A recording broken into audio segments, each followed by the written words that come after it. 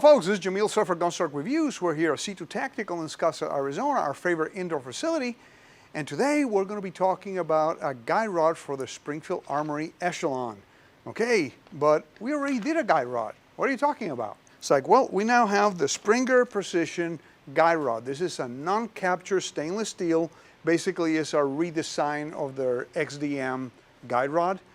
And because the parts are so similar, they just do a slight redesign and they go for it. He sent me two recoil springs, a 16 pound and an 18 pound from ISMI.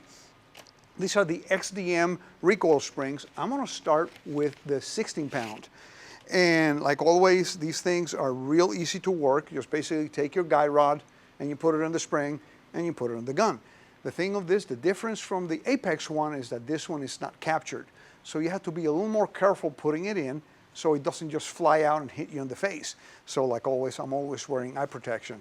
So I am going to take the unloaded pistol and quickly put the guide rod in.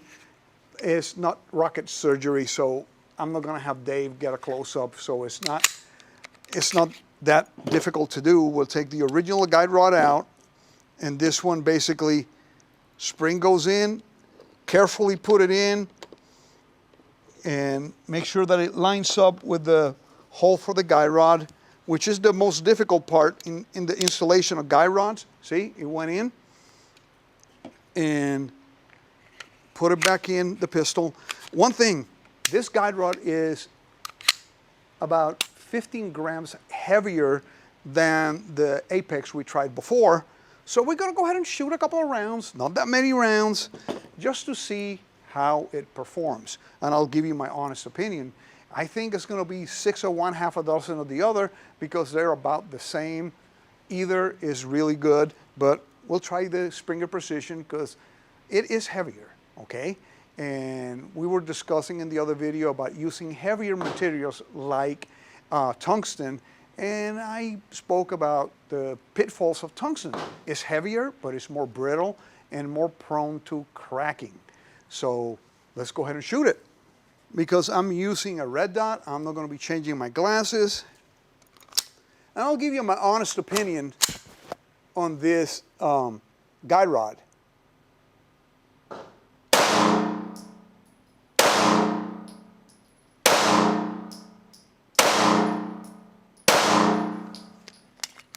I threw the first one down, as you notice. The rest is pretty nice and tight.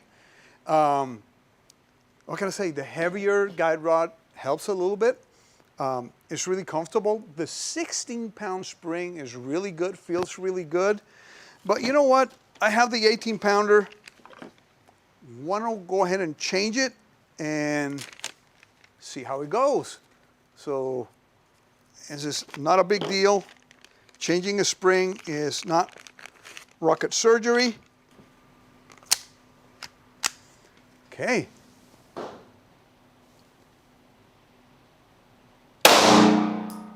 Whoa, drop that one.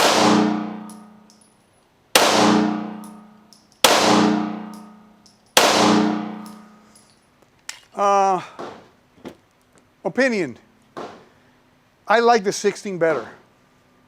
Really, I do. It just feels weird with a heavier spring on it. And that's why Scott, a Springer, sent me 2 guide rods.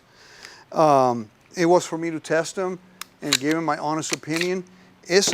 Actually, I feel it flippier with this 18 pound spring than with it's not flippier, it's that it comes down too much. It has too much strength, too much power coming down. So I'm gonna go back to the 16, and heck, I might even do a test with a 14 and see how it behaves. So I might have to call Scott and have him send me a 14, and we can do a test with that one too. Yeah, I didn't like that one. Let me go ahead and shoot 5 more with a 16 and see, see how I feel going back to the 16 from the 18. It just feels weird. I don't know how to describe the feeling.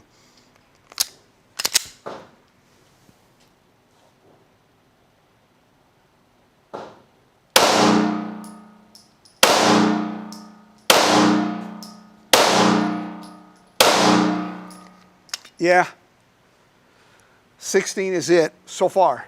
But you know what? Testing is not over. Testing will continue. The fact that I can change back and forth springs is really simple. I'm going to go ahead and order yet another 14-pound spring and see how it performs. But again, guys, stay tuned. We'll continue testing. And like I always say, please like this video, share this video, and subscribe to the channel. And please remain healthy, stay safe, and definitely have fun at the range. Thank you for watching Gunstock Reviews.